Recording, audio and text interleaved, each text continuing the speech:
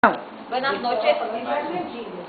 O nosso trabalho tem como título Autor e Leitor, o dialogismo na construção da significação textual.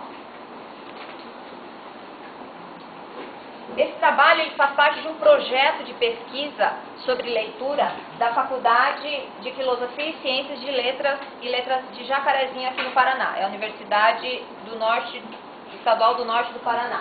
Então, eles redigiram esse texto para mostrar os resultados dessa pesquisa feita em cima de alunos mesmo, de quinta ou oitava série, o contato deles com textos variados, o interesse deles e tal, que cada um de nós vai falar aqui um pouquinho sobre essas experiências desse grupo dessa faculdade. O objetivo desse trabalho foi de promover a leitura e formação do professor leitor, proporcionando instrumentos teóricos e metodológicos para que ele desenvolvesse as técnicas e habilidades da leitura para depois repassar para os seus alunos. E, diante disso, queriam também proporcionar aos leitores, por quê? Porque eles fizeram atividades com os alunos, que vocês vão ver mais para frente, para que eles se sentissem mais próximos da leitura. E, consequentemente, se tornar um leitor crítico e com vontade, né, de conhecer mais. Ler não é apenas decodificar, ler é compreender. Ou seja, o Frank Smith, que é um autor em que eles se baseiam, um psicolinguista inglês, esse grupo se baseou num desses autores, que foi o Frank Smith, que ele diz que não basta o nosso cérebro e os nossos olhos captarem o que está ali escrito, se a gente não tem uma vivência, não tem uma percepção além das letras, além das palavras, para poder compreender o texto. Então não é somente ler, a gente tem que compreender baseando-se o quê? Na nossa vivência familiar, social e até mesmo conhecendo o autor do texto, a linha de pensamento dele. Para isso a gente precisa, para compreender o que a gente lê. A leitura, então, é uma forma, ele fala que esse dialogismo é uma interação entre o autor e o leitor. Porque o leitor maduro, ele chama de leitor maduro, né? Que seria, no caso, a gente que já sabe ler, já tem uma compreensão melhor de mundo e tal. O leitor maduro, ele processa as informações, formula hipóteses enquanto está lendo, reflete sobre o que lê, construindo antes, durante e depois da leitura a significação do todo, para a gente compreender o texto todo. Tudo isso sem que a gente se dê em conta. Quando a gente está lendo alguma coisa, a gente não fica vendo as etapas que a gente está passando para poder compreender aquele texto, aquela leitura que a gente está fazendo. Então, ele chama isso de leitor maduro, que a gente estava discutindo antes também. O leitor precoce é como uma segunda série lendo. Eu vi meus alunos lendo, eles leem ali, o coco caiu. Mas aí eu pergunto, o que caiu? Não sabe, porque esse tempo dele já se passou e ele não pode compreender. Então, a partir do momento que ele começa a ler e responder sobre os textinhos, sobre as frases, ele está compreendendo a leitura que ele está fazendo. E essa relação dialógica acontece porque criar um texto e ler um texto são atos ideológicos, ou seja, através de conhecimentos e vivências individuais que se contrapõem, interagindo e transformando-se em um novo conhecimento após a leitura, definido pelo contexto sociocognitivo do leitor. E o autor fala também que através disso, por ser essa interação, acaba que se formam dois textos, né? O que o leitor o que o autor acabou de escrever e o que o leitor acabou de decodificar, de ler, de compreender.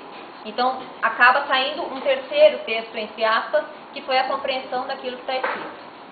É isso. Bom, para Bakhtin, como a nossa amiga estava colocando, a Janine, ela é todo um processo sócio-histórico. Então, ela precisa ser compreendida a partir da sua historicidade, porque ela é uma construção social. Sendo assim, ela está num processo contínuo de criação que se efetiva na e pela interação verbal, entre os interlocutores, possuindo assim caráter dialógico. Era o que a Janine estava trazendo para nós. que como ela vem trazer a introdução do trabalho, ela já deu essa explanada para nós sobre o dialogismo que ele vem trazer. Porque é aquele debater, o falar e o trazer para si. Porque quando ele coloca assim, na e pela interação verbal, é porque nós precisamos ter essa relação dialética das ideias do que o autor está trazendo. Com isso, a forma privilegiada dessa realidade linguística é o diálogo, compreendido não apenas como uma comunicação em voz alta de pessoas colocadas face a face, mas toda a comunicação verbal de qualquer tipo que seja. Portanto, toda a vida da linguagem está impregnada de relações dialógicas. O autor de um texto, com isso, ele é um sujeito condicionado pelo seu contexto sócio-histórico, o que a Janine já trouxe também, que ele vem trazer assim: eu escrevo de acordo com a minha realidade que me circunda e com o objetivo ideológico que eu quero transpassar para aquele leitor. Com isso, a sua ação, o ato de escrever, ela está determinada por uma série de leis linguísticas. A criação textual, o discurso do autor visa sempre o outro, pois é através dele que ela se concretizará. Dessa maneira, antes de chegar ao leitor, o texto já passou por uma série de transformações como passagem da linguagem interior para enunciação externa, transformação em produto ideológico, a obra em si e a adaptação às condições técnicas exteriores. Porque de nada adianta eu escrever um texto se esse texto eu não estou direcionando para um público-alvo. Porque de acordo com o meu público é que eu vou escrever para que ele me compreenda. Estando a obra acabada, ela se torna livre da autoridade do autor, porque livre. Lógico que nós sempre vamos colocar as referências ali, mas eu vou me apropriar daquela teoria de acordo com a minha concepção. Da autoridade do autor, até então, senhor absoluto da criação, dos sentidos, das palavras, das ideias, dono do discurso ideológico que a circunda, passa para o processo de concretização, torna-se objeto de leitura, ou melhor, leituras. Por que leituras? Porque se você pegar um texto, ler, se você, que nem aqui, se eles pegarem um exercício, olha, encontre tal e tal elemento no texto, você vai fazer essa leitura para encontrar esses elementos. Se você fazer uma nova leitura com outro foco, você vai encontrar determinados elementos, e assim por diante. Na questão da nossa construção também, tanto quanto educando, se você pegar uma leitura agora, no começo desse semestre nosso, e quando, no final, nós teremos outras visões até mesmo mais aprimoradas do que nós aprendemos agora. Por isso que é um objeto de leitura, ou melhor, de leitura. E é isso. A minha parte é interessante, é leitor e leitura. E eu escrevi assim, eu li o texto e puxei mais assim o que eu entendi, procurei em outras partes também que fala como que você vai inserir a criança na leitura. Que ler não significa simplesmente apresentar à criança as letras.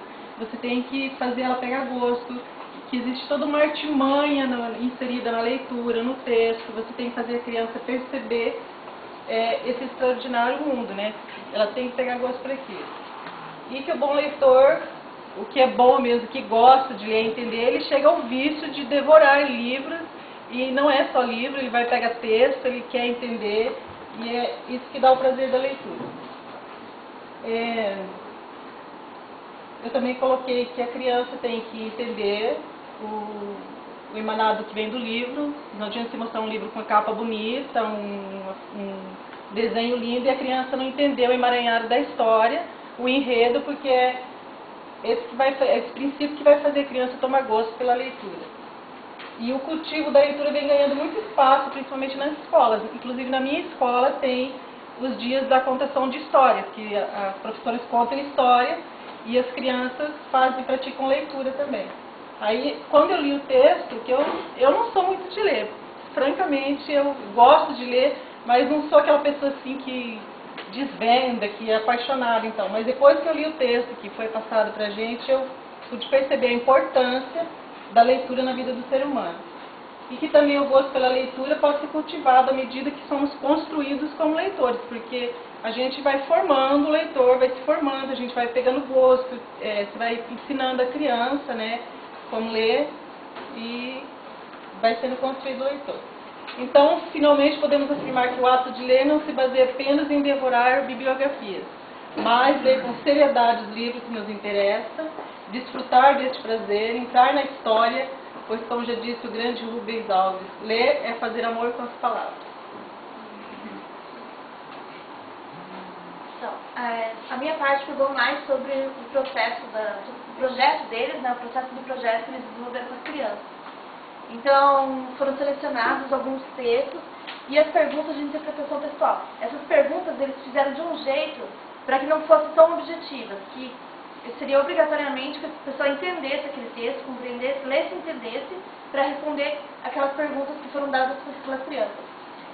Nesse texto, tem todo o material assim, em anexo, todas as perguntas, os textos, tirinhas que os professores utilizavam, que depois, se alguém quiser colocar em aula, colocar em sala, se alguém tiver sala, né, colocar. Porque eu não coloquei, porque a qualidade estava muito ruim, aí não quis trazer, não ia ficar bom aqui no slide.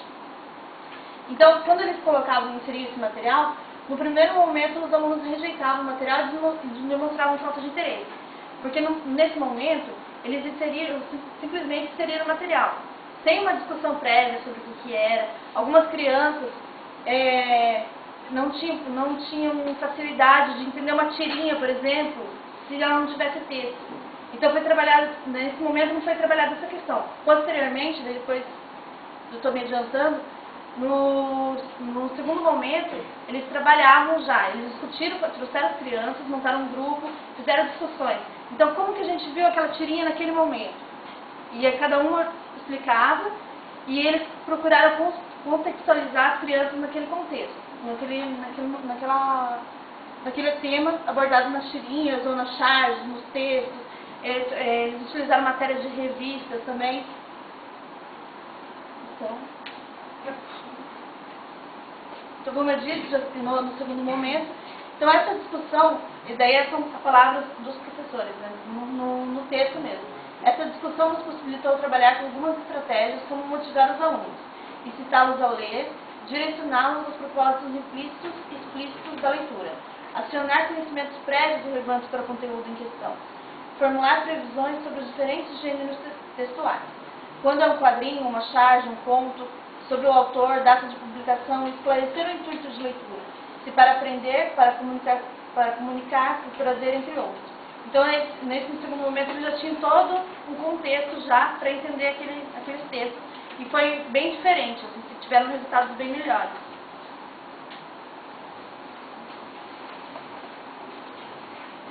Bom, ela esteja... Quanto tempo eu tenho? Já foi tudo. Não. Não. O que eu vou falar? Não, tem tempo sim.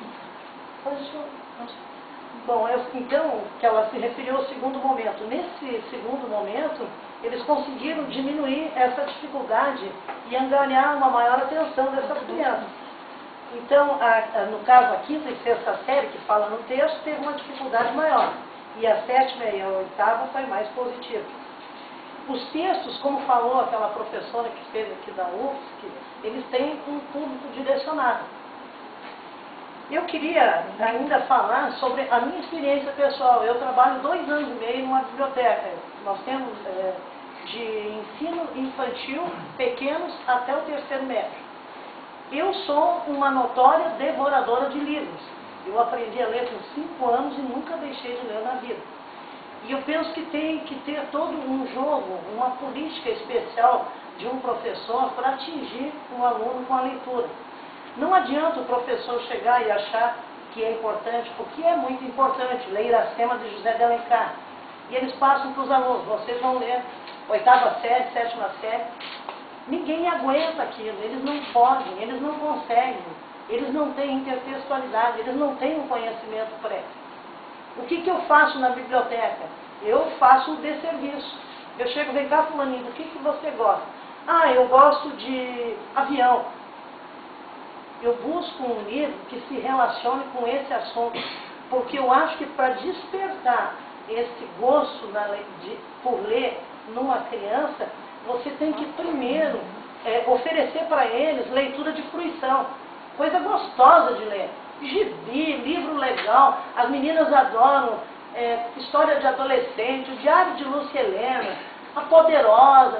É um monte de bobagem para nós que somos leitores maduros, mas para eles é o máximo. E é por aí. Você vai construindo um vocabulário, uma intertextualidade,